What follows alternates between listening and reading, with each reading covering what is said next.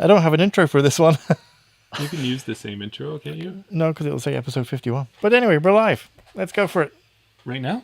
Right now. Right now, we're live. We're live. This is our secondary podcast. So we haven't quite worked out all the kinks yet, as you can tell, because it's 8:24 and we were supposed to go live at 8 o'clock. Yes. But that's okay. These things happen. We thought about 8:10 or so. But Yeah. Welcome to the second part of Chain Out Podcast. Hopefully, if you were with us at the beginning there, you got to watch our interview with Karen Martell and Chris Brown with the surprise guests at the end of Colleen McInnes and Sophia Donica. I said it on the episode, I was smiling ear to ear. I'm still smiling.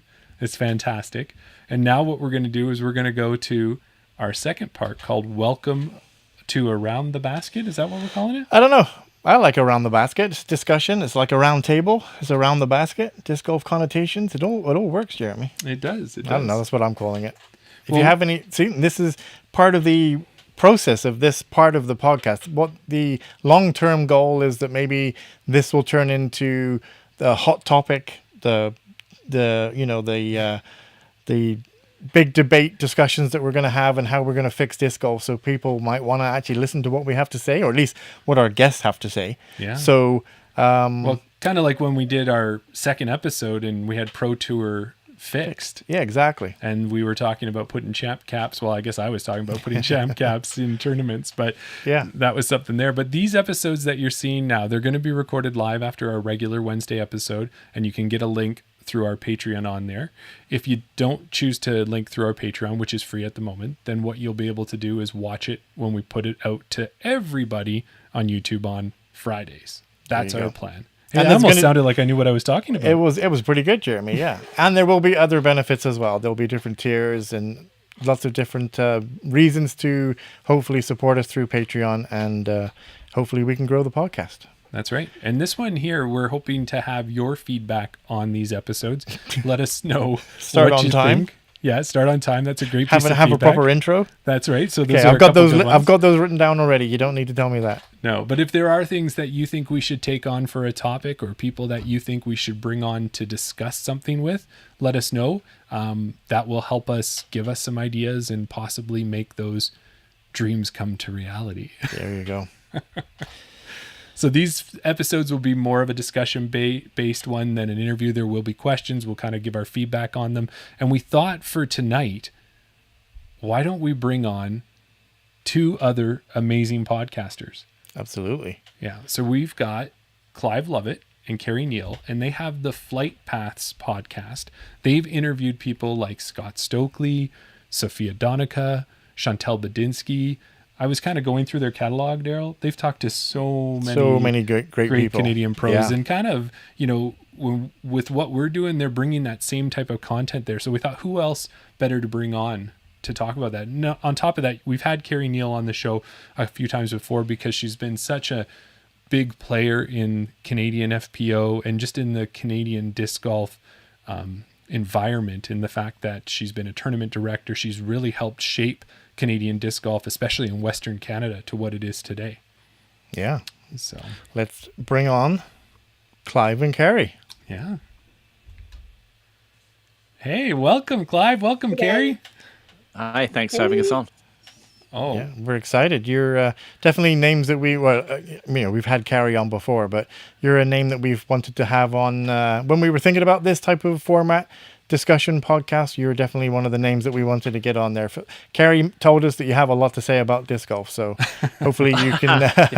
But yeah, it's not very informed. Like one of the reasons we partnered up is because Carrie, as you just said, has been involved in the sport for a relatively long time in Western Canada, as far as disc golf in Canada goes, where I'm a COVID player. So right. I have different perspectives on, where the sport should be, and some of that, I say, is uninformed because I haven't been playing it for that long. Right. And I know go ahead, Carrie. I was going to say Clive has some great takes on ratings and that kind of stuff. So I can't get into the math side of it. I was never a ball golfer who looked at I don't even know. I'm going to sound so stupid saying all of this. Slope and all the course rating and the player rating. And Clive has some serious opinions about it all. Well, I think where that really came up was the first time we interviewed you, Carrie. We were talking about FPO courses, and I think we brought up, Darryl was looking at me all funny because I brought up the word propagate, and then you were like, I'm out. If you want to talk about that, talk to Clive. He'll have lots of thoughts and opinions. Yeah. So, but before we get to anything like that, when we did our 50th episode last week, we had a chance to share with our listeners, probably ones that maybe were new to listening to us, because anyone who's listened to us for a while may have heard some of those stories before about how we came up with getting into podcasting and why we chose to do it. But we're kind of interested to maybe start right there with you guys. What brought Flight Paths around? How did you guys get into that? Well, I think it was I know Carrie has been interested in doing a podcast, I think, before I approached her. And it would have happened, this would be in our second year, so 3 TCOs, Tournament Capital Opens, ago. And it was my first major tournament, and I've got another podcast based around rock music, which is on kind of hiatus. It's been on hiatus for a little while. And I thought, I'm interested in knowing more about the sport, about growing the community. And when I get involved in something, I want to get involved in my own way. So I chatted with Carrie about it, and then we just mulled over the idea. And I think the idea of Flight Paths came in because discs have different flight paths, and we have different trajectories that have taken us to this point. And so we figured we could, when we talk to people or we talk about the sport, we're going to have not just newbie versus OG. We're going to have a female-male perspective as well, coming from different sports backgrounds. We're of similar ages. I'm a couple of years older than Carrie. Yeah. See a few more gray hairs on your head. Yeah. Well, that was since I had my child. That was 20 years ago. So I think it just came together, and then we go, okay, let's record. And we started with a couple of local people, and then, as you said, we've been lucky enough to speak to people like Scott Stokely, Big Money Missy, oh wow, Jen Allen, Holland Joe Hanley, Henderson. Joe Henderson. So as you mentioned earlier, a lot of Canadians and some of the big names. So it's exciting to chat to people and get their perspectives on disc golf. And we just want to, like we're doing here, have a formal informal chat.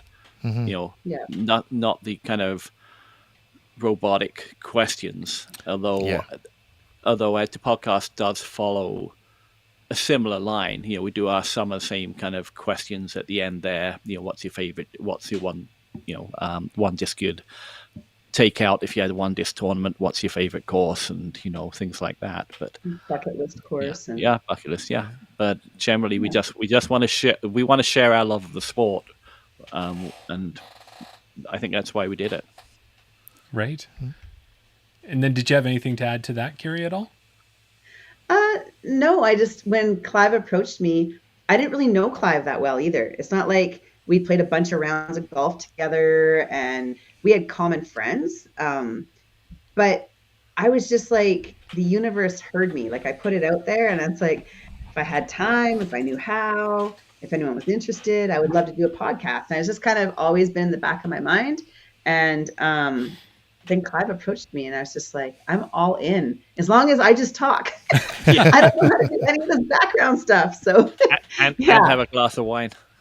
And have a glass of wine. Yes. Yeah. So. Well, and that's a perfect melding of it. And, it's funny how people can come together that way, because Darryl and I have realized over time that we're not quite as alike as you would think. There's maybe an Ernie Bert relationship here or something along those lines, where I tend to have a little bit of excitement and I'm wired, and Darryl is a calming influence. And we really tried to play that up in those 50th episode shorts we did with you being very monotone.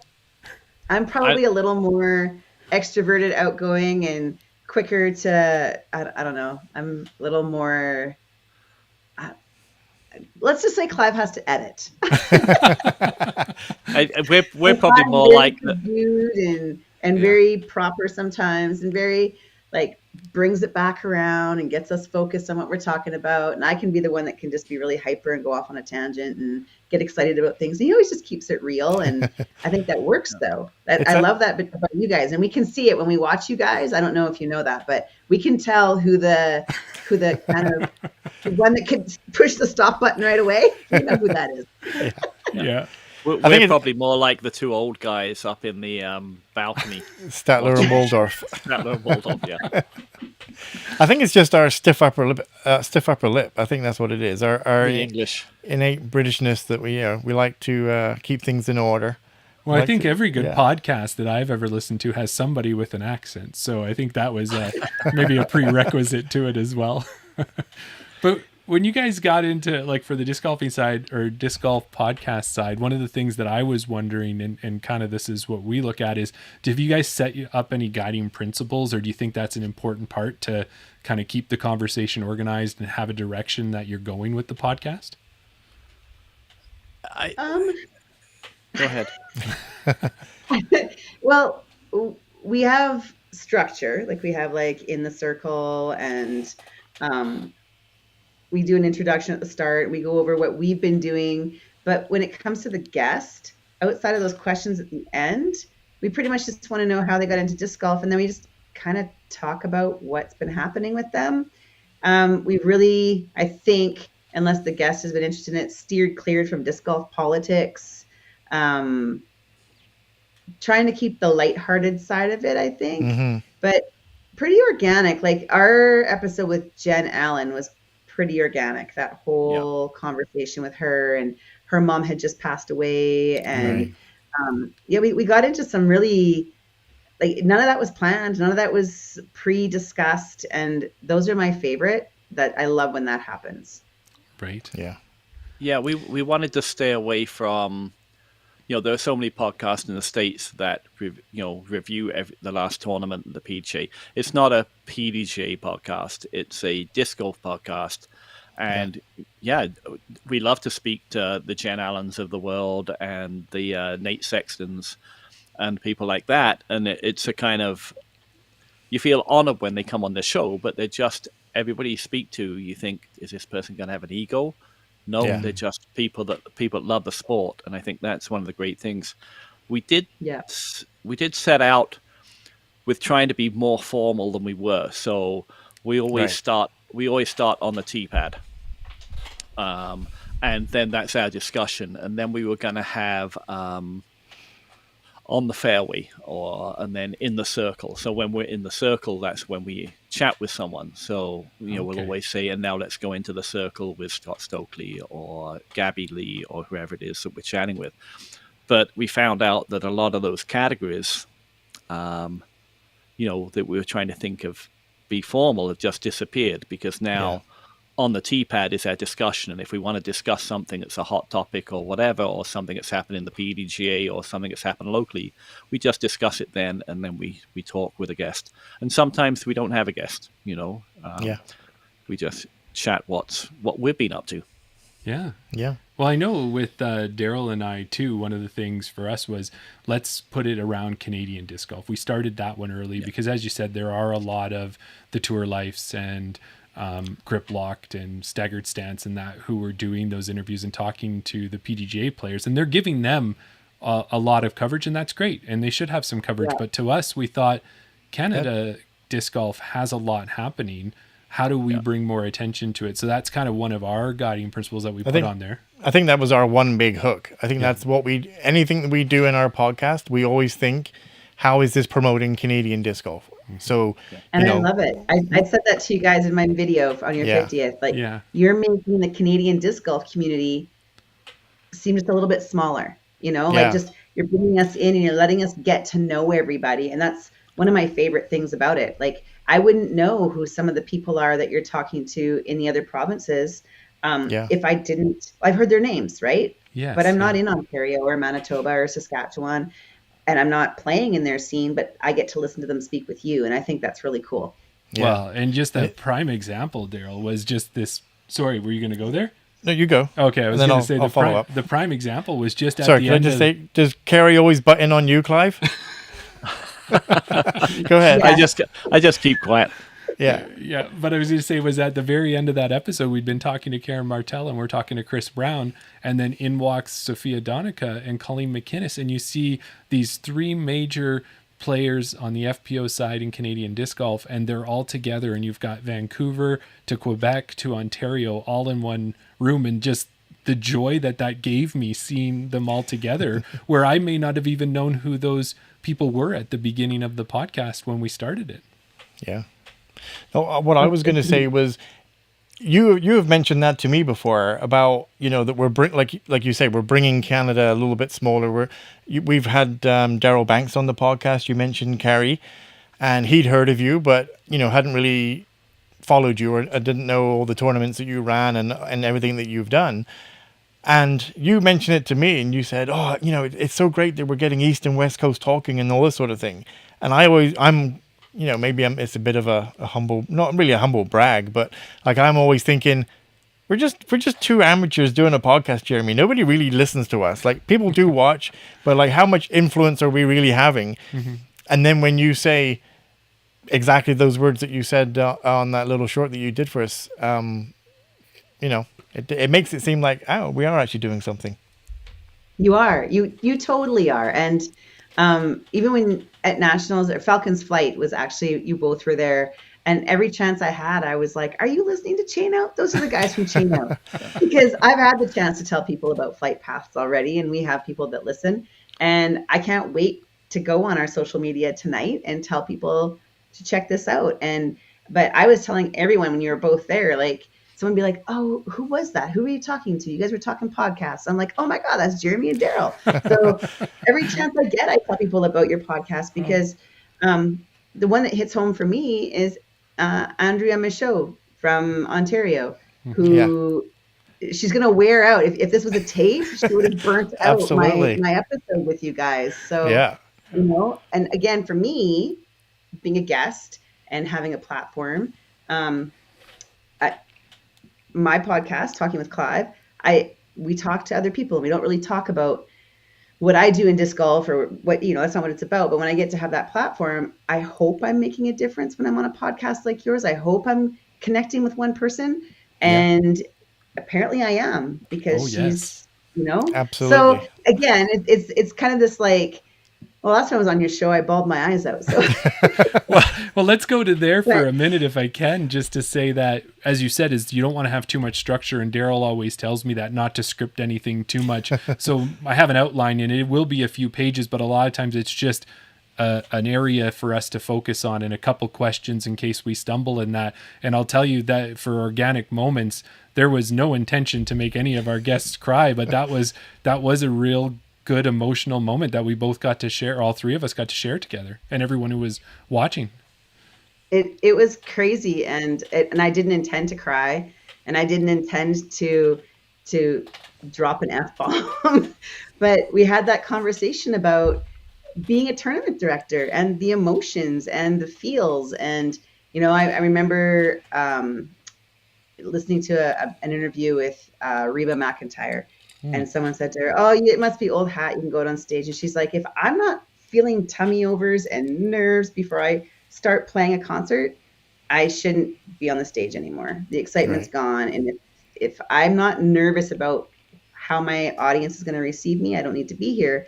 And that's kind of I wish I could have said that in that interview, because that's, as a tournament director, if you're not feeling those emotions and you're not feeling how your players felt in that experience, and you're not owning it, you're doing it for the wrong reasons. Like, there's got to be a learning moment, and that's how I was feeling in that moment with you guys. And I was feeling it for Dennis as a tournament director, and the tears just started to flow. Mm-hmm. Yeah.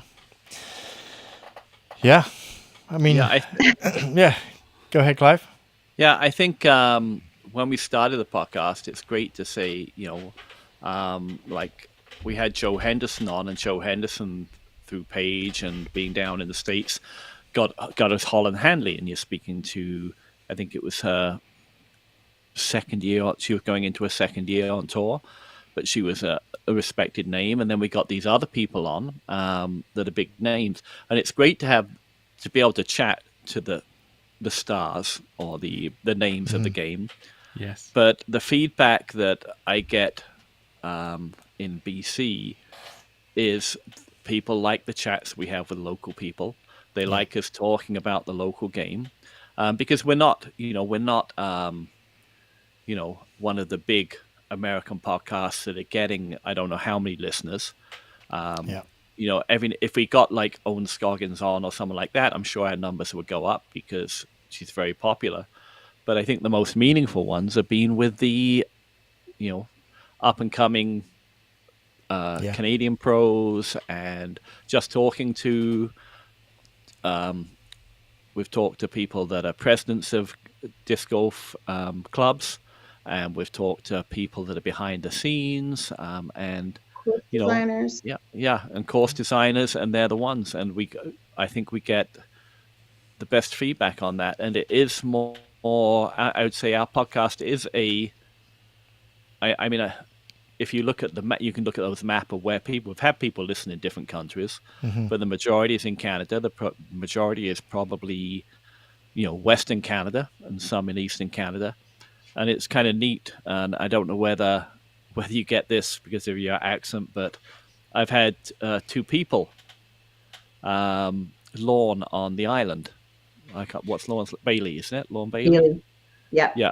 So he was. I was at Raptors Knoll, and I'm following. Elle Hansen was playing with Gabby Lee, and I'm just following them around. And Lorne goes, "Oh, you're Clive, aren't you? How do you know?" "Oh, I recognize your accent." And then about 2-3 weeks ago, we're having a disc swap, and this guy goes up and goes, "Hey, you're the guy on the podcast. I recognize your accent." it's like okay, yeah, but No, but I don't. People are listening. yeah, Yes. and it shows that people are listening and local people are listening. So Yeah. that's good to know. Yeah. No, I think we noticed that one time when we were doing an event. We were doing a recap of the Tundra Toss event. We were actually at the Trail House, Right. and we were talking to people about listening. Do you listen? But we're not remembering that. Okay, if you listen, then you don't know what we look like. So it's not like you're going to be instantly recognizable. But yeah, I don't think either of us have the strong accent like Clive does. Yeah. Well, you have one. You have one there. Yeah, Yeah. I guess it's all subjective. One thing I was going to say there when you were mentioning about talking to different guests and getting on those Nate Sextons and Ella Hansons and Missy Gannons and whoever it might be, thinking, oh, are they going to have an ego? But one thing that we have to remember is that disc golf is still relatively new and niche, right? Yeah, It may not be new, but it's definitely niche. It's not like you're going to get a Nate Sexton on and everybody's instantly going to say, wow, you got Nate Sexton. I think majority of people, if you went around your area, would be like, who's Nate Sexton? Well, if you asked our significant others, in some cases, Yeah. they would have no clue who we're talking about, and we're just in awe to have a chance to speak to them, right? and I found that in the music podcast, I've interviewed like Rock and Roll Hall of Fame musicians and BC musicians and well-known musicians, and I just think because we hold them in esteem, Yeah. and and you have that rock and roll image, that maybe there's going to be some kind of ego there, but usually there isn't. I can't think of anybody that in both podcasts that has an ego. Yeah. There's different energies, maybe Different not egos, energies. but there's Yeah. definitely different energies. I've noticed that. Oh, Scott Stokely has an energy that is just amazing, and I just laugh all throughout chatting with him all the time. He's There's Well, nothing else you can do. No, and I think Scott would be, love hearing about this from all of us as well. But, you just don't know what you're going to get when Scott's going to come on. And we weren't prepared for that. He said, I will do it. He was very quick to agree. So he's very awesome to support everything disc golf that he can. And then we found out he was in Washington on an island at a disc golf course about to play around and then record with us at the same time. So you never know what's going to happen. Yeah, we We had had him him. stop on an interstate, and he parked at a gas station at night under the lights by the pumps because it was the best lighting. Yeah, and then the second time he was walking around Tokyo, chatting Oh. away on his phone. Yeah, Yeah, so But that's amazing. I was going to say, I think for Clive and I, like, the locals here for sure, because Kamloops kind of set the tone in British Columbia, maybe even Western Canada for large events and pulling pros up here. Like Nate Sexton's played in Kamloops before. Right. So when we got him on the podcast, people were like, cool. It was cool to hear him talk about how he'd been there and his stepmom came up to a tournament I ran and she won her division. And, we've had Val Doss here and we've had Juliana Korver and we've had Paige Pierce and Eric McCabe and Dave Feldberg and Paul. Will Schustrick, Paul Oman? Paul Oman's been here. Schustrick's been here. So, it's when we get the names on our podcast, at least our local British Columbia crew that are listening, it's kind of exciting for them to kind of hear them come back, right? And so it's fun when we do that, but I really love digging in with the locals and talking to them too, and hearing what they have to say as well about the sport. And that's what I really like about you guys is hearing those tournament directors talk about it. I relate. I guess that's why I love it, because I relate, right? And interviewing those MPOs and FPOs that maybe wouldn't get interviewed on any other podcast. Like we wouldn't have the winner from Golden Eagle on our podcast, right? But you guys are doing that, and that's really cool. Yeah. Well, yeah, I guess it's looking at the guests is a great reason and a great subject matter to have on a podcast that makes it great. But I want to maybe I'll throw this over to Clive. What do you think makes great podcast content? Especially in the disc golf realm. Well, yeah. Yeah, that's a very tough question, because, I think we have good content. I don't know whether it's great. There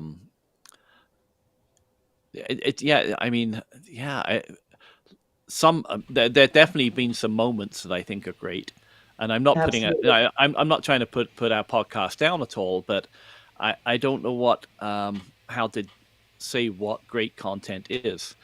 It's great to us, like personally. But we love it. Absolutely. And we have the same. I mean, I don't think we have the same amount of listeners. I mean, it does go up and down. I think we have the same core listeners. So whatever we do, that's how we're creating great content if we don't lose our core. Let's put it like that, because that core might only be 50 people, even though 200 people have listened to 3 or 4 podcasts, and that might be because, hey, it's Jen Allen or Nate Sexton or one of the stars that have come on, and you attract those people because you try and promote your podcast on Facebook and Twitter and whatever, Instagram. But I think I'm not going to say great, but if we're creating quality content, then we're going to keep our core listeners. Anytime we drop core listeners, that means we're not providing good enough content. Yeah, that's a good point. Yeah. And I think when we talk about that too, is what we were saying there with some of the scripting and stuff, is that when we're doing an interview with someone, you need to have a guide to go on that interview, because no one wants to see us just all going the whole time. That's not, especially when we're recording live. But one of the things that I've found is when you can get that guest or the other person, even your co-host, comfortable, and some of the things that come from that, and they're never scripted. And one of the ones that comes to my mind every time is we had Nico Gesso. Did I say it right? Jesse. Yeah, sorry, Nico Jesse on. No, Nico Forbes. Nico Forbes. Sorry, that's his dad. Yeah, so Nico Forbes on from Ontario, just the young MJ12. And when he was on, he was so well spoken. And then I just threw a throwaway question that just came to my mind to him of, is there a special Slurpee that works? Because he mentioned a Slurpee, and then he gave us this classic line about the mango slushy is the best. It really calms me down. It makes me feel good.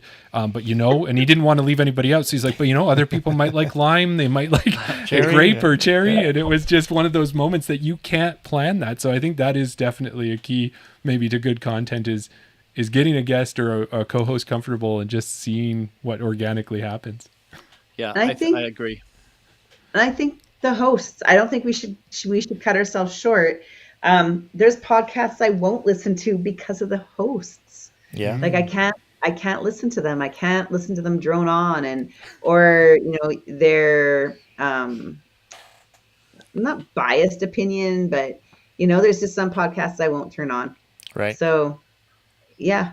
And it's too bad because they're probably great. The guests probably have really cool things to talk about, but I don't like listening to the hosts. And I'm sure there's people that don't listen to us because I was just going to say the same thing. Yeah. But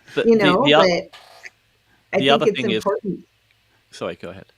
Yeah, it's okay. I'll say, there's not many girl guy out there either, and we talked about that too. That might attract people to our podcast, having a female's perspective and a male's perspective on what we talk about.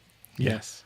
Yeah, I think the other thing is the sound quality for me, like the amount of podcasts. So I've you can see behind me that's only like I don't know, that's like 1, 2, 3. That little segment behind me, I know over this shoulder, it is There you go. Oh, look at that. So you got records down one side and then board games down the other, guitar behind. So I've got many interests, and I'll try to listen to podcasts about everything I'm interested in. But if the sound quality is terrible, or you have 1 minute you have one person that sounds like they're shouting and the next person you can hardly hear, I won't give that podcast another listen. Yeah. Because and I think that's part of having. If you're going to have quality content, you've got to be able to hear it. Yes. So that's very important, I think. So I even though we talked about editing before this, and I tend to edit less now for content. I'll leave my ums in there, even though they bug the heck out of me. Yeah. But I will edit for volume control, compression and stuff like that, so it sounds good. I got a tip for you, Clive. Yeah. Because I'm the technical guy, believe it or not, on the podcast, and I didn't like editing the podcast, so I just said to Jeremy, you want to go live? There's no editing to do when you have to go live. Yeah.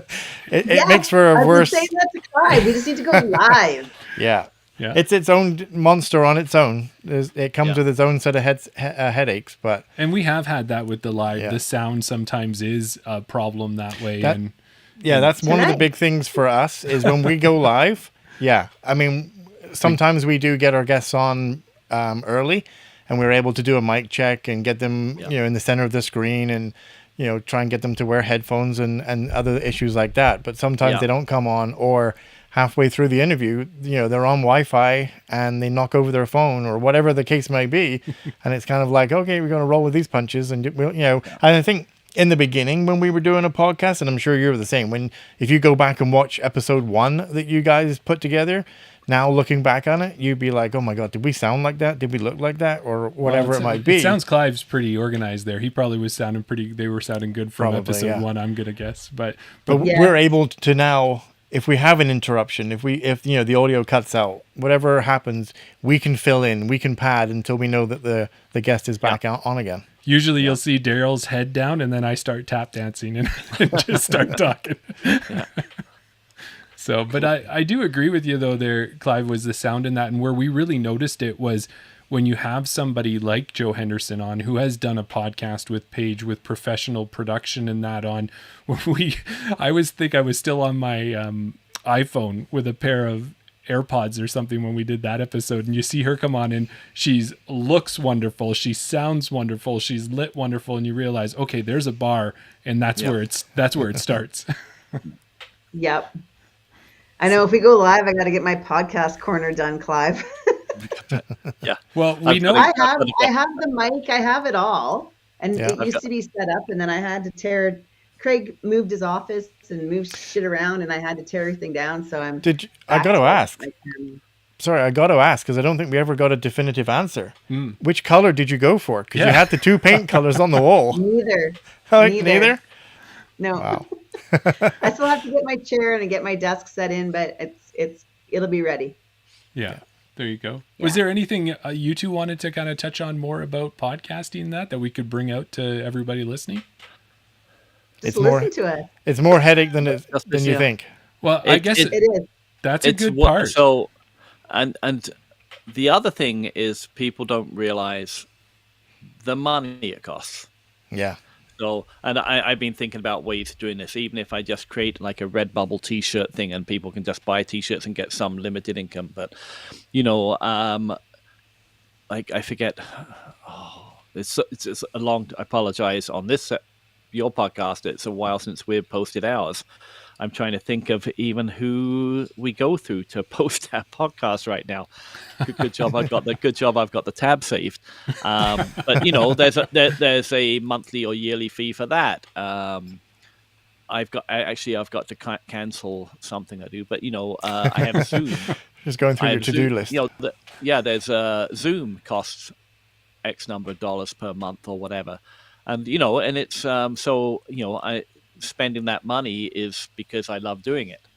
But my bank account might not like that. So, but that's one thing that the more you put into a podcast, it's and you're creating this content for people, is that it isn't free.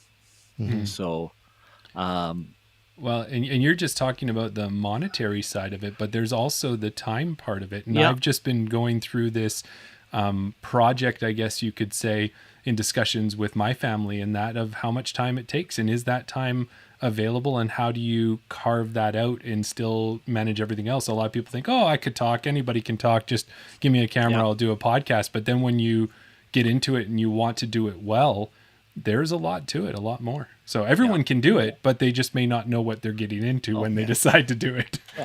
Yeah, and your life, for our podcast hasn't been as regular as yours. We put, I forget, maybe 14, 15, 16 episodes, I think, in season 1. We're in year 2 now, and I think this will be maybe 10. But we and I apologize to Gabby Lee if she listens to this, but I've got one recorded by her. Okay. But that was done a while ago. That was almost done beginning of the season when she signed with MVP. Right. We'll have to go back and tag on to the end of it and then put it out. Yeah. And then go live. But then I've got a job. Yeah. Yes. I've got a family. And it's like I've got to edit this thing. And I definitely want to listen to it to see what's in there. If I'd have done it straight away, but it's like, that whole editing thing, it's like takes another time. You got to listen to the whole podcast again. So yeah, the time is a thing, and as you say, families. I've got a very understanding wife. My daughter's 20, so the only thing she'll do is probably walk in the room and go to the laundry in the middle of a podcast. But but yeah, you're right. Time is a thing, and that's what's gotten in the way with my illness and job and whatever for us putting out as many episodes this season. Well, I think, Clive, one thing we can say for sure from our personal experience, both in person and in interviewing, is you don't have to do anything with that Gabby Lee content. You can just release it, because Gabby is probably one of the most amazing guests to talk to. She's just so well spoken. Well, yeah. I've said it so many times, is that I could probably listen to her read the phone book. She's just got that voice and so thoughtful with her comments, and she really thinks about what she's going to say and whether she wants to say it or not too, which is amazing. It's more my comments I want to edit out. But no, I love Gabby. Gabby is one of the nicest disc golfers I've ever met, and I adore her. I think she's just a wonderful person, and to speak to her is one of my favorite things to do of all the guests. So I don't want to come across as like Gabby's number one fan too much on the podcast. even though I am. She's fun to watch play. She's fun to talk with. Her husband's the same as well. Yeah. What's her first shirt? Gabby's number one fan. Yeah. Flight Pass podcast. Gabby's number one fan. Well, my bag is mostly MVP Axiom, so I don't know what that tells you. So Yeah, There you go. her enchants, I think, are right up there for me. yeah. Well, we've talked a What lot my about bag's starting to look like. what's that, Carrie? That's what my bag's starting to look like because of those two as well. Yeah, there you go. Two great people for sure. Well, I guess we've touched a lot on podcasts and that, and I know I kind of gave you a little bit of an idea what we could talk about, but if it makes sense to you, WIFDIF is going on right now, and we were just had that episode beforehand. What do you guys think? Is this a good thing for disc golf? Is it going to help grow it? Is it going to make it even bigger than it is? Like, I know, Carrie, you've probably seen a number of these types of events. Do you think they add to the popularity and the growth of disc golf? I think so because, well, this year at WIFDIF, I'm sorry I missed your guys' episode at the beginning of it. I was at work. I just got in time to join for this, but it's the first time this many countries have been involved. Yeah. And next year is being hosted in China, which is absolutely insane. No, maybe it's not No. in China. It is So what the sport. It's going to be a performance sport in in China. Chengdu, it's going to be the what's it? It's an event that we were participating in 2016 as a country, and then we had been out of it, but Ultimate's been in it every, I think it's a biannual or every other year Yeah, event. I forget what it's called, but we spoke to Karen and she, her and Chris kind of let us know that it's been announced. I think we don't know if we got a scoop on it, but it's going to be in Norway. No, Latvia. No, I was going to say Latvia, and Sorry, then I thought, no, it's Norway. Latvia will be the next Latvia, WIFDIF. Latvia, but- that's right, I Latvia saw is where that it's going to too. be next year. Yeah. yeah, but Latvia next year, but then in 20 No. 20 next year in China, there's a Yeah, Yes. I forget what it's called, but it's in Chengdu. demonstration sport. It's going to be a demonstration sport or something like that. Yeah. So I think it is good for the sport now that there's this many countries coming together for what's happening for this the team. Like Team Canada's there, Team USA, Team Latvia, China, Australia, Germany, Norway. It's just absolutely insane. I was going through the website and looking at all the matchups and stuff, and it was like it got me excited because, it's it just grows the sport. It makes it recognizable for the communities that that disc golf is played in, that it's legitimate. It's a real thing, right? Like I know for myself, I love it because we put this bid in for Masters World and we're involving the whole city of Kamloops. Like if it goes through, the closing ceremonies are going to be held at the Sandman Center where the Blazers play hockey. It holds like 6,000 people. We're going to invite the whole community to come to the closing ceremony. So I really do think it's good for the sport. I think explaining it and maybe having a bit more media around it for our own disc golfers in Canada to understand. I had the opportunity to speak with Craig Sheether because a lot of people, the rumblings around here was like, oh, how did they even pick Team Canada? Oh, it must be nice that those people get to go again. And so I mentioned to Craig at Nationals when I was at the CanDisc meeting, and I just said, can you send me some documentation? So there's some transparency that I can say to people, this is how the team was chosen. This is the letter they received. Right. This is the guidelines they had to meet in order to even be asked to go. So I got that from Craig right away. And I just think if there was a way to reach the Canadian disc golfers and get them excited about it and support Team Canada and the players in their community, maybe there can be more fundraising farther out for these players. They wouldn't have to try to do it by themselves and get their own discs printed. Maybe we could get some manufacturers on board, or people in Canada, like local clubs coming together. Everyone has a fundraiser for Team Canada to go to Latvia next year, and every club fundraises. And because these players come and support all of our events, or try to across Canada, let's support these players. But there isn't a place that's been well publicized or put out there for the average disc golfer in Canada to understand what's actually happening this week in Australia. Right. Does that make sense? Yeah. Yeah, you kind of touched on something that I was going to mention, because it's obviously great for disc golf because it's on the world stage. We're getting lots of different countries, and it's promoting the sport that way. But the point that you mentioned there about fundraising and raising funds for our athletes to go, I mean, obviously, probably we're traveling the furthest out of any team, with America as well. Is it beneficial to ask our athletes to just pay for themselves and to do all the work for fundraising to go halfway around the world? What benefit do they get out of it? Like, I know they represent Team Canada. They're promoting disc golf. Is it worth them spending that money and time to go to halfway around the world just to play disc golf? And for me, I think these players do it for the passion and the pride and the fact that they get to represent their country on a world stage. It's not the Olympics. And that's every athlete's dream, is to go to the Olympics or to represent their country. Yeah. And as someone who's been in the sport for 24 years, I know a lot of those players that went, they work full time. They have jobs.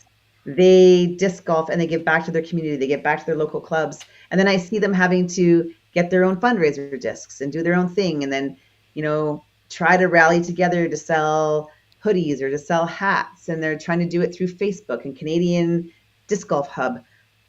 Why? Yeah. Why aren't we helping them? Why aren't we, as the BC Disc Golf Association, the Alberta Disc Golf Association, the Ontario Disc Golf, why aren't we coming together and trying to do provincially a fundraiser for these athletes? Yeah. That's a great point.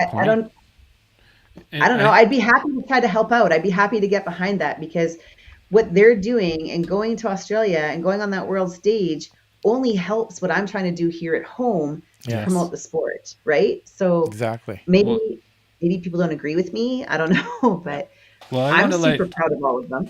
Yeah. Yeah, no, absolutely. That was kind of my point, is that it shouldn't all be on them to do it. Yeah. Well, Clive, I want to get you in there too, but the one thing I'm thinking is that we really brought out, which is a good point, Carrie, is that a lot of people, when you think about professional sports and people think of, say, hockey, and we talk Connor McDavid and that, and the millions of dollars they're getting paid, and that's their job and everything else. Who was that?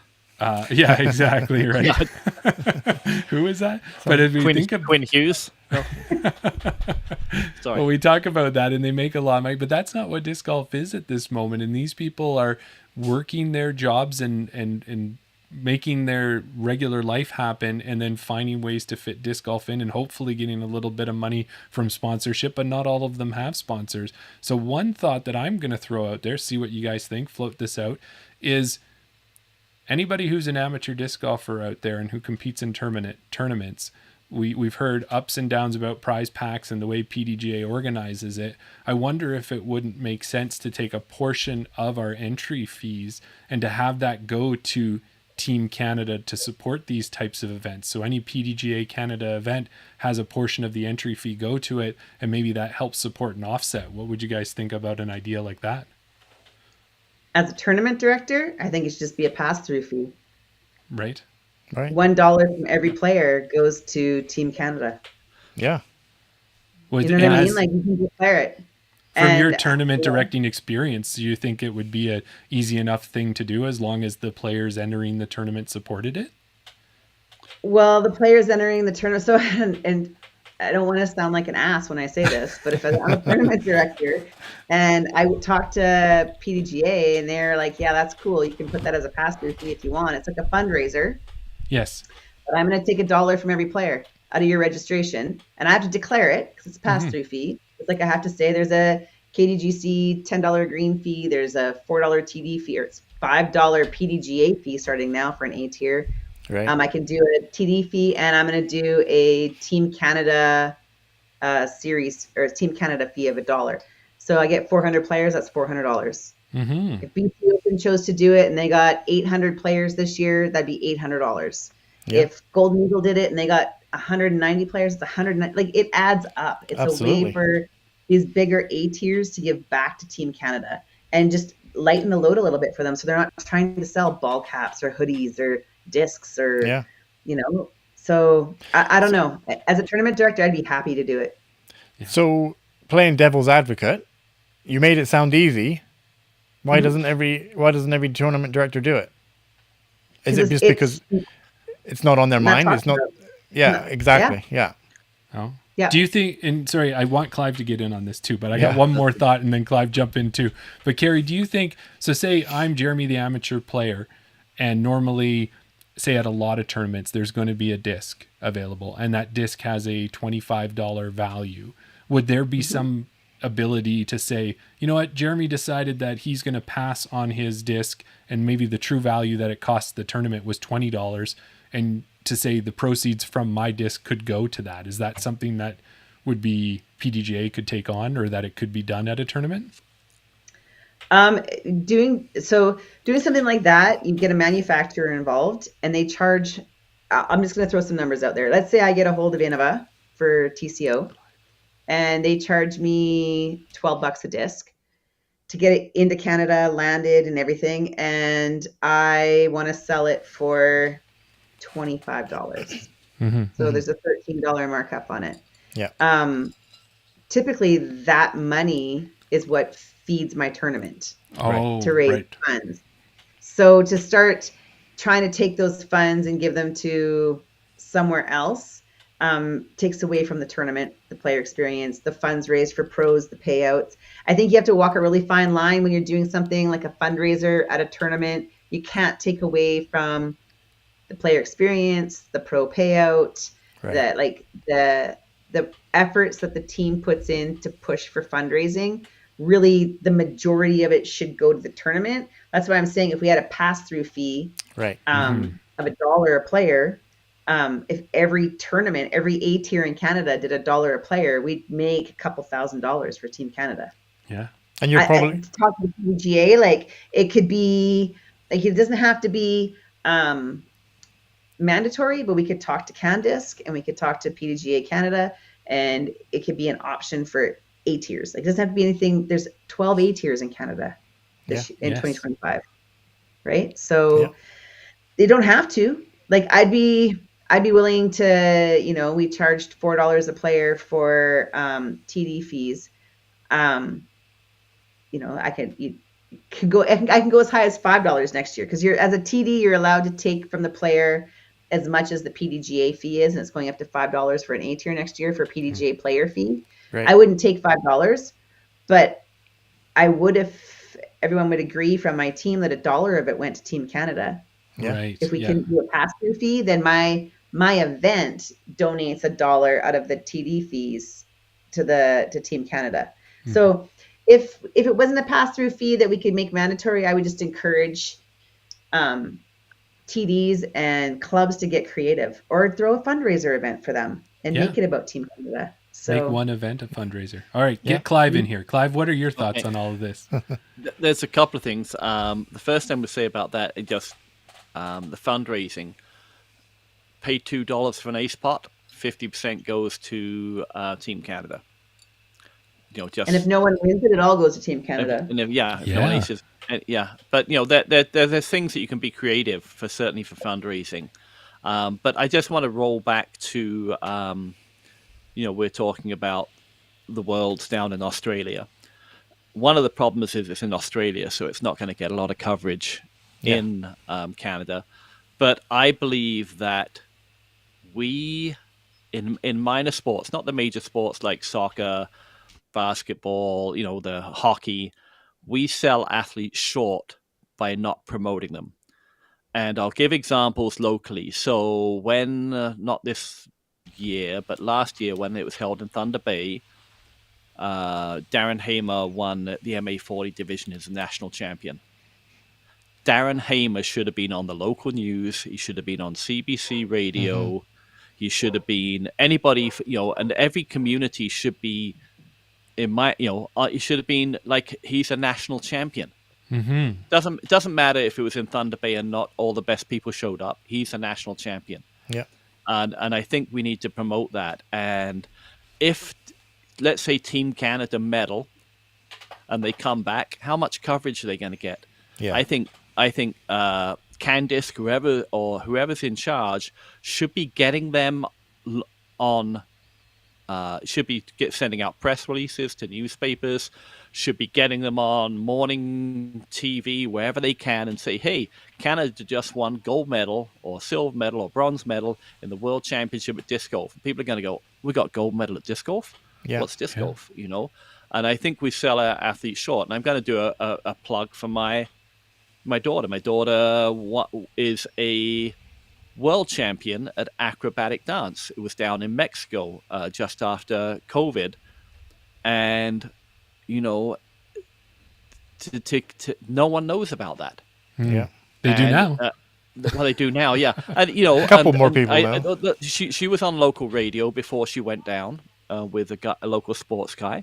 But, we have athletes in all sports, not just disc golf, that are champions, whether it be provincial champion, whether it be national champion, and we don't, as different organizations, unless you're a major sports organization, the Blazers could,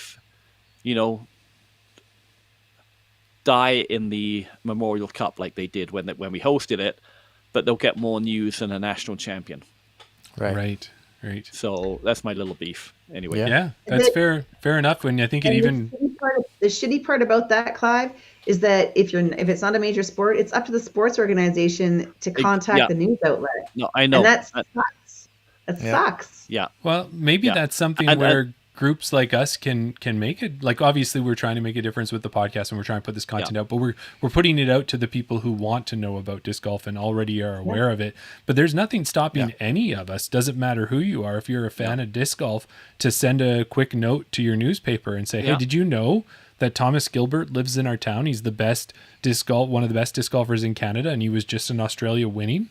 Like, because as long as it's brought to their attention, then they can do something about it. It probably doesn't matter who brings it to their attention. Like, if we have a world champion, a national champion, then it should be on national television. It should be on CBC News. Canadian disc golfers come back, bring gold. Yes. And so, yeah. Chance is the world masters champion. Yeah, I'm not involved in the disc golf community the way Carrie is in Kamloops. She's on the board of the KDGC. I'm not, and I have fantastic ideas. And Carrie will tell me that's a great idea, run with it. But I think that, and I'm not criticizing anybody in KDGC, but I think there needs to be that publicity arm. And it's fair, Clive, and I'm the communications director.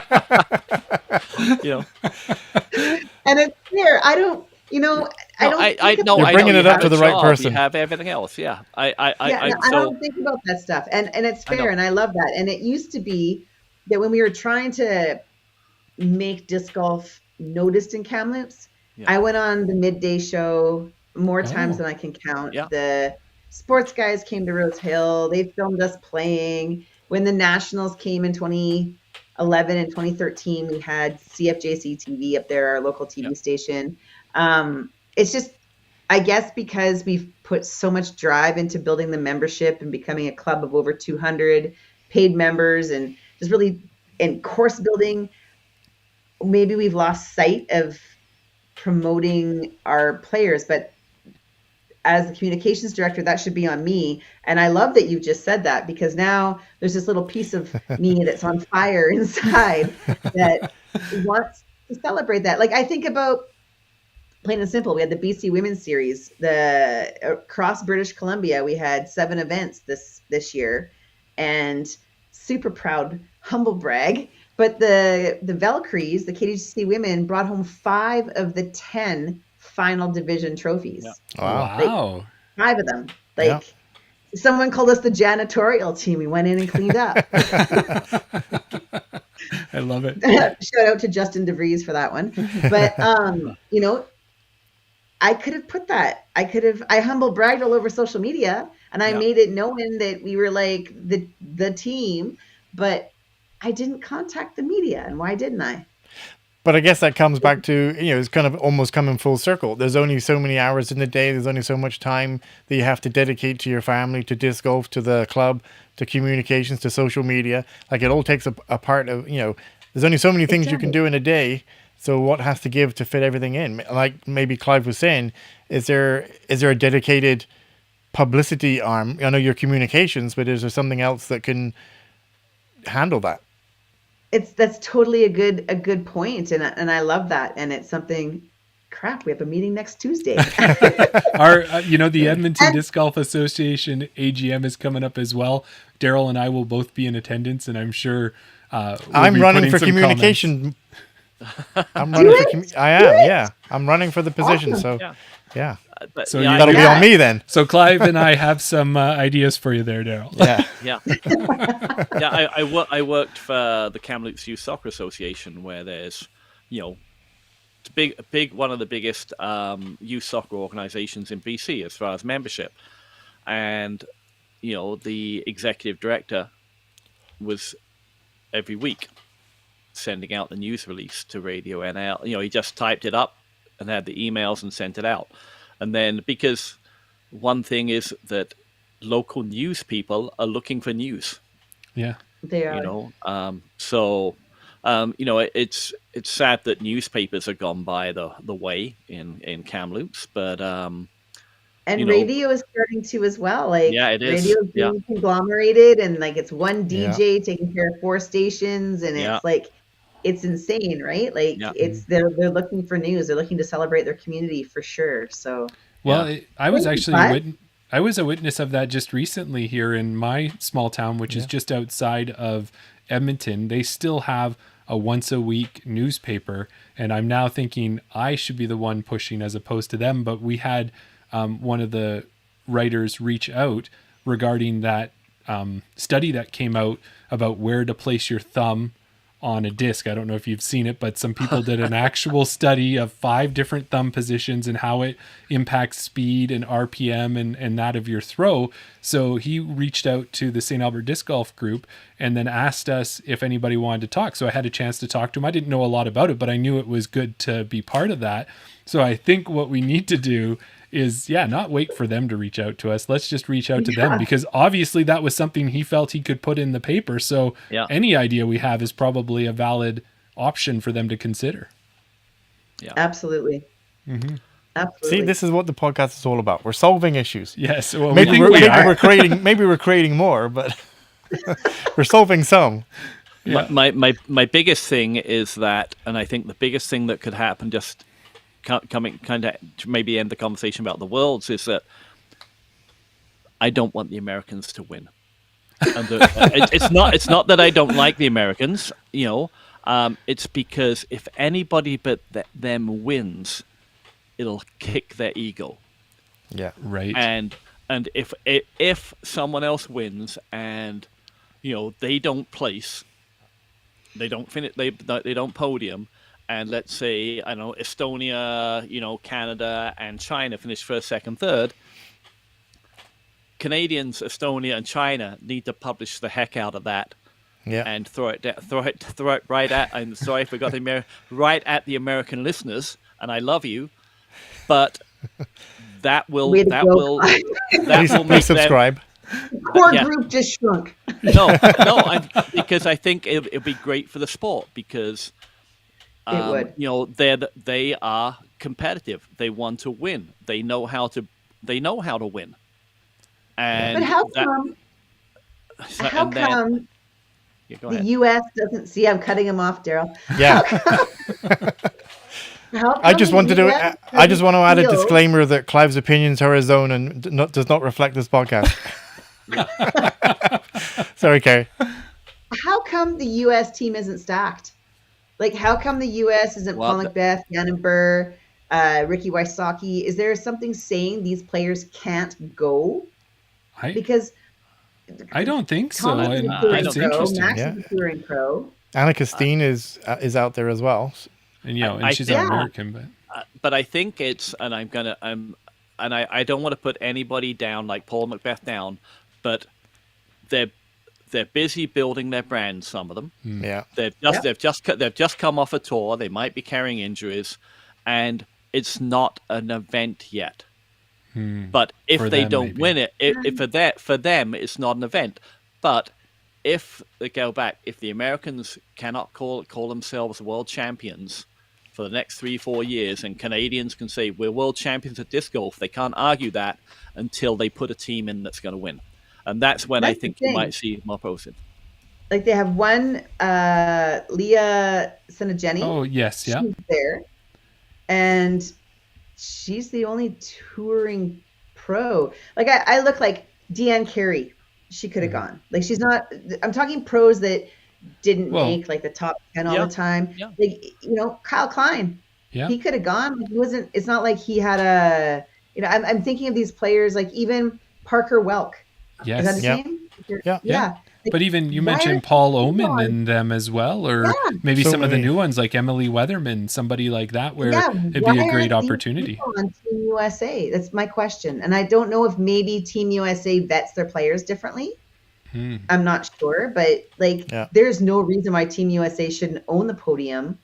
And it would do a lot for the sport. And they could bring home another, everyone looks to the US for disc golf. US and Norway and Finland and like those big, but if I'm just playing devil's advocate, Clive. If the US did win gold with all these players on the team, it would just draw even more media. Like CBS is already working with, and ESPN already working with the Disc Golf Pro Tour. And if all of a sudden there was that's my 24 point. countries involved and they won a gold medal, what it would do for the sport would be amazing. What it would do for their egos would be gross. No, that was my roundabout way of saying that if they don't win, they're going to want to win, and then you're going to find that they're going to put out a team that will win, and they can put out a team that can probably dominate. Yeah. Maybe not. Maybe some against some of the European squads might, stand a chance. And I think that would be good. And getting it in the States where the biggest community is, and I think that would be a good thing. Anyway, that was and what we can say about that was just talking to the team tonight. One of the things that they were a little bit maybe pleasantly surprised about was when Canada got into their pool, and they did have Latvia and China and some of those other teams. From past experience, they thought that maybe some of these matches would be a little bit easier than they ended up being, because a lot of these countries are taking this event seriously, which is what we want to see. And they have good quality players. And what they said was, you look at the PDGA rating, but the way that skews depending on whether you're North American or European or whether you play in China, the rating doesn't mean anything. And when you turn it into that format, so it's turned into a very entertaining product. And why wouldn't the US want to be more a part of it, especially those big names? Yeah. I'm curious if there's anyone out there that's listening that can send Darryl and Jeremy the answer. Is there a different vetting process for the US team? Like, why aren't we seeing top 30, top 20 players on the team? Yeah, that's a good question. Well, you know what? We've been talking for quite a bit, and I wanted to maybe, before we kind of wrap it up, take it over to a question that you brought up, Clive, when we were discussing having it, and maybe lighten things up and talk about what bugs us about disc golf. What's something that just gets on our nerves? I know we've heard it in other ways called a pet peeves or that, but we've never really kind of approached it that way. So why don't we take a minute to talk about that? I'm wondering if you have one lined up and ready to rock. Well, the one I have lined up, we could be here for hours talking about. But I just want to say, my original question is, what do we love about disc golf, and what maybe bugs us about disc golf? And there's a lot of, I play the sport because I love the sport. So, I don't want to sound like what my negative is spoils the game for me, because it doesn't. But my pet peeve are ratings. Okay. And the number one thing about ratings is you have to play in a PDGA sanctioned event to be rated, which means that if you live in a small community, if I lived in Houston, Texas, I could probably go out, play a ratings league twice a week. I could play in a tournament every weekend. Day. Yeah, and then my rating would be a true reflection of how I play, because I'm playing in those events all the time. Yeah. Whereas I have played in 3 years, I played, I think, 15 events. So, but I played 15 events. If it's an average of 2 rounds, that's 30 rounds of disc golf. I have played a lot more than 30 rounds of disc golf. Yeah. So the rating is not a true reflection of how I play. I used to be a pretty good ball golfer when I was younger, and I've had this discussion with many people. I think, and I want to get someone on UDisc. I've been trying to get someone with UDisc on my podcast because they have millions of points of data that they could create easily a ball golf type handicap where I can go out and play. But most of my friends are better than me, and I can go out and play with them on a Sunday and have an equal footing because we're playing to a handicap. Right. Ratings are my pet peeve. Yeah, that's fair. Those are good points about it as well. And I think when you listen to some of the pros talk too, as they say, once they hit 1,000 rated, they don't really want to care.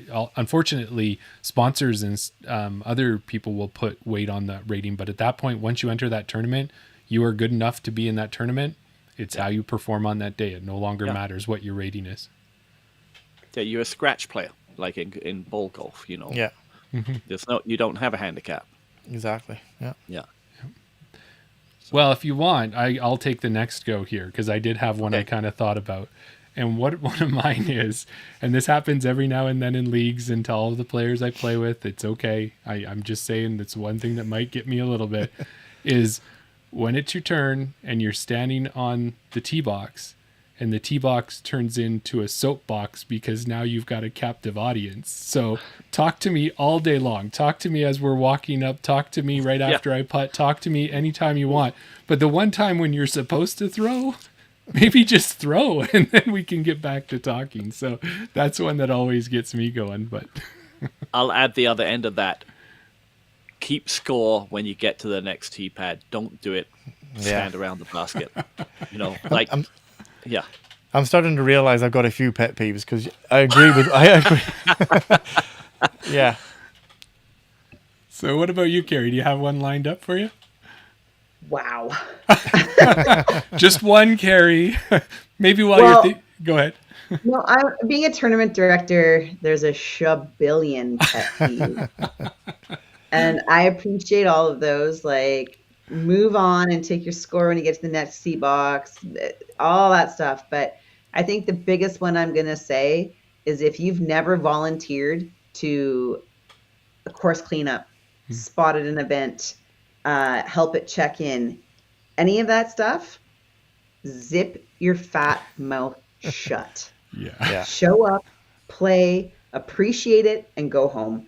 My pet peeve is those people that are keyboard warriors and they want to come into and say something and why isn't this like this and why haven't you got this done and why isn't there signage up and why are the baskets moved, when the baskets when you move back, and it's just like, I'm looking right at your name.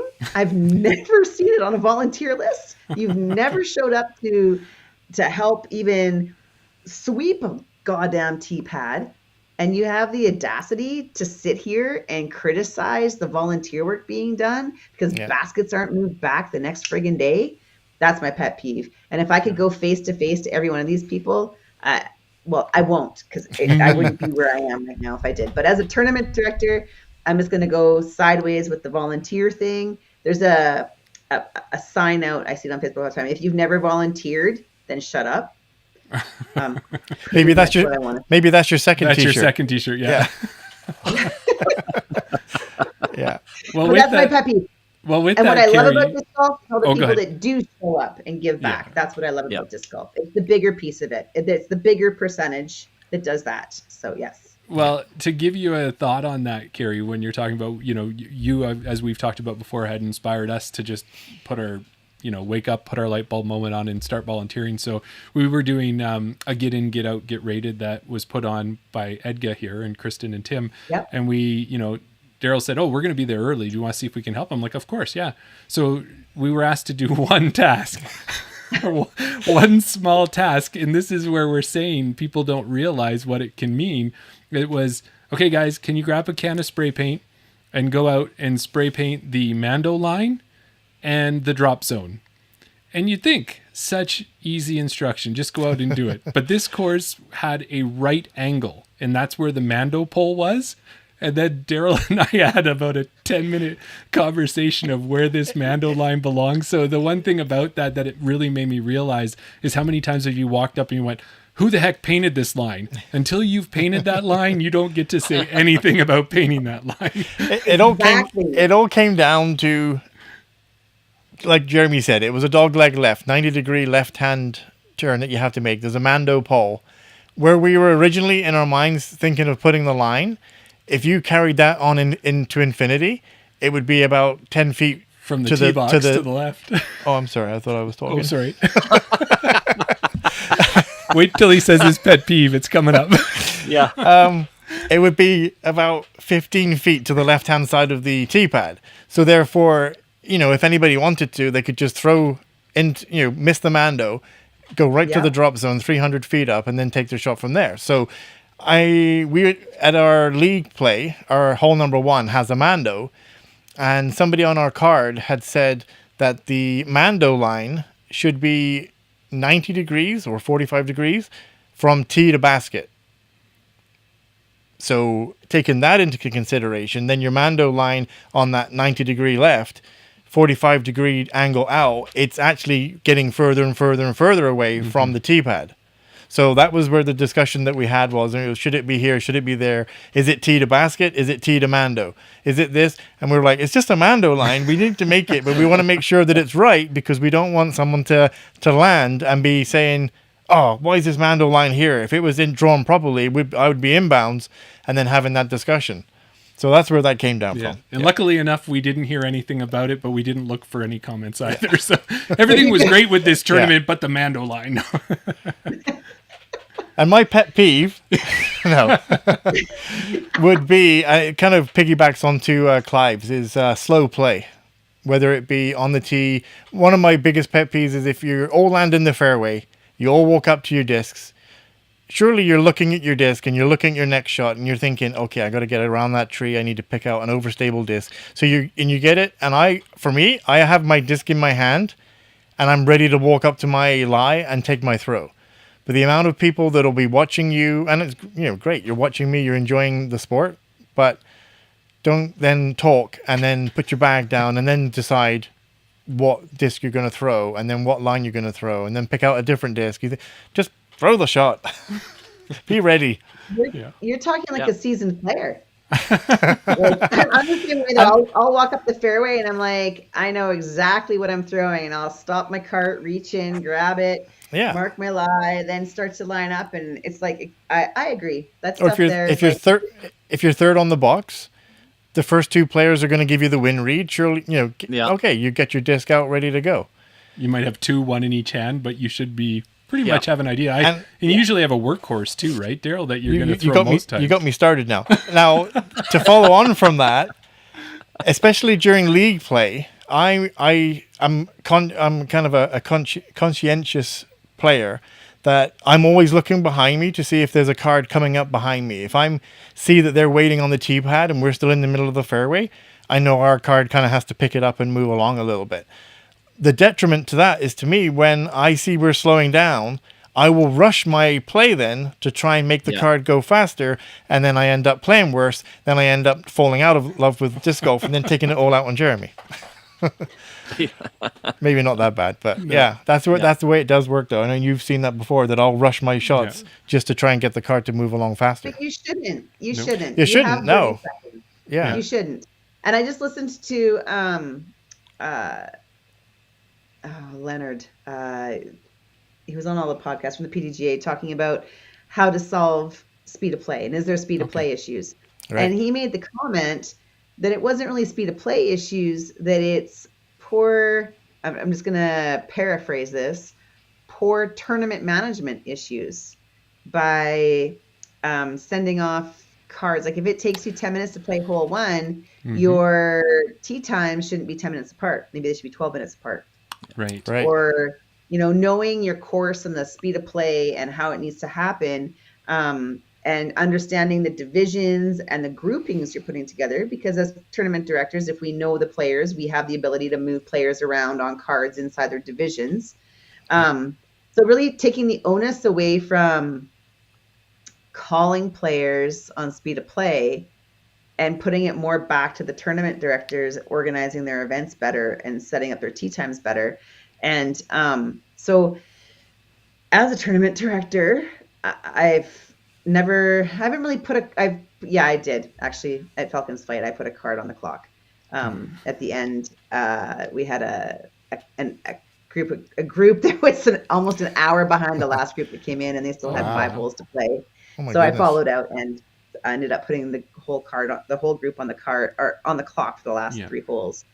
But it was one player, right? And it's usually one player.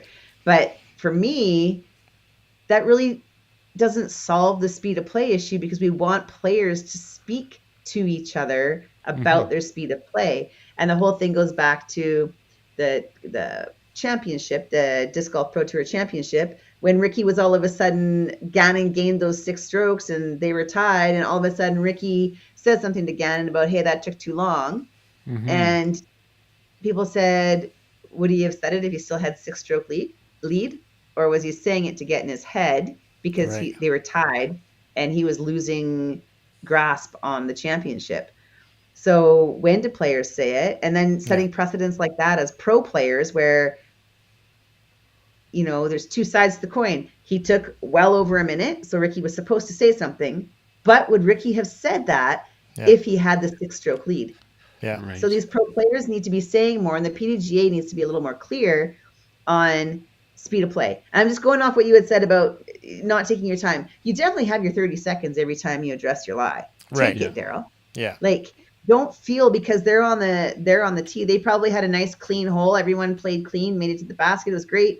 You might have had one guy that needed to scramble or had an OB disc, right? Right. So, that's a new rule coming out in 2025. Is if the disc goes OB, you're not obligated to help the player find it. Oh. Really? That's interesting. Yeah, just mark your lie and keep playing. Wow. Yeah, that's to solve the speed of play thing, right? Yeah. And how long do they have? Do they have the same amount of time to find their disc? If it's 3 inbound. minutes. Well, if it goes into the woods and we can't find it, you got to declare it.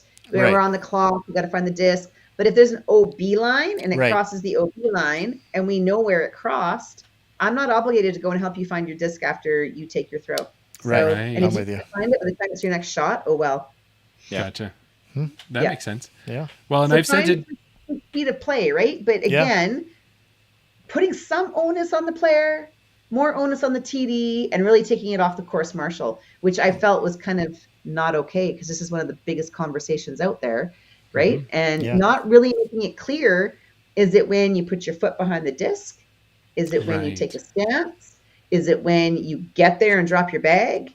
Like every course marshal, every tournament director, everybody has a different take, and the PDGA is not making it clear. So the only thing we do know is that we're allowed 30 seconds for every shot we take. Right. So don't ever feel guilty about that. This is another confusing thing that I don't know the exact rules and I don't know the exact wording, but I was under the understanding it was when you approach your lie. Now, I've seen it. And address. So, and the flip side or the carry on from that is when there might be 2 or 3 discs by the basket. I've been on a card where people will walk up, mark their disc with their mini, take their disc and walk away. Well, now they've approached their lie. So does their 30 seconds start now? They shouldn't mark it unless they're ready to play, is what I understand. So address your lie, approach your lie. I like to use the word address. So when I'm addressing my lie, it means I'm actually taking a stance and I'm addressing my lie. As I approach it, and I put my bag down and I mark it, I haven't really addressed it yet. I haven't really stood there and taken a stance. Okay. And there's no clear wording on that. The PDGA is not defining what that means. Right. And even Gannon Berg called them out. He said every course marshal you talk to has a different idea of what that means. So if they're not going to tell us what it means and they're not going to make it clear, why should the onus be on the player to call what 30 seconds is? Right. Like my fun game when I'm watching an elite live on the Disc Golf Network is I pull out my stopwatch on my phone. And as soon as the player puts their foot behind and they're like lining up their putt or they're getting ready to throw, I start my stopwatch and I just see how often a player goes over 30 seconds. And a lot of players average about 20 seconds on a putt.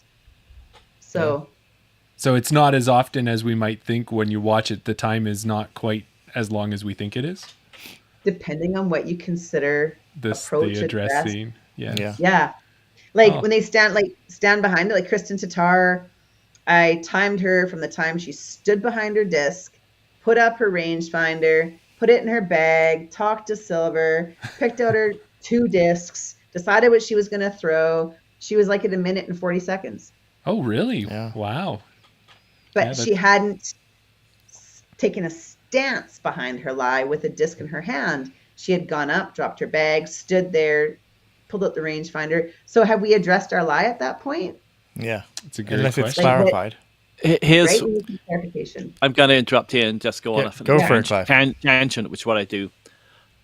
Get rid of rangefinders in disc golf when you're playing in a tournament. That's a hot take. And the reason I say that and is because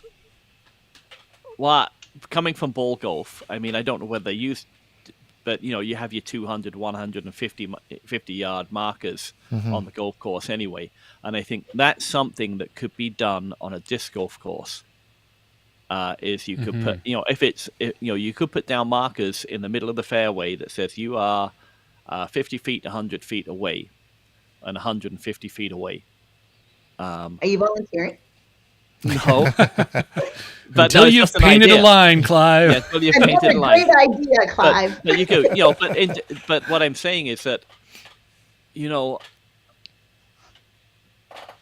maybe for a pro, that, hey, this is 110 feet, this is 100 feet. And sometimes I've got a rangefinder and I'll pull it out because I want to know if I'm 160 or 200 away. But then I usually pull the wrong disc out anyway. But because the thing is, if you're 240 feet away, I realize this I don't need to throw it 240 feet.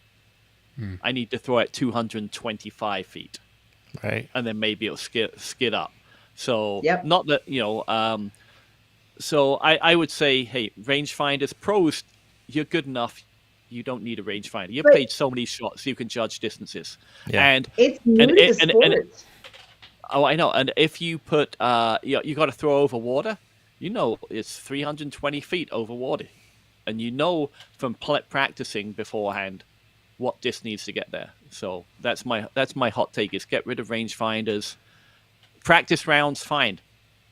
In tournaments, get rid of them. You know what? I have a rangefinder. Well, I don't now. I've lost it. Rangefinders weren't allowed in disc golf until probably 6 years ago. 7, not even 7 years. 6 years ago. Maybe 2018, 2019. I'm going to say maybe a little earlier than that. But I come from an era of disc golf where if you didn't know what disc needed to come from the middle of the fairway to get you to the basket, just by throwing it and understanding flight numbers and plastic, and you were out of luck.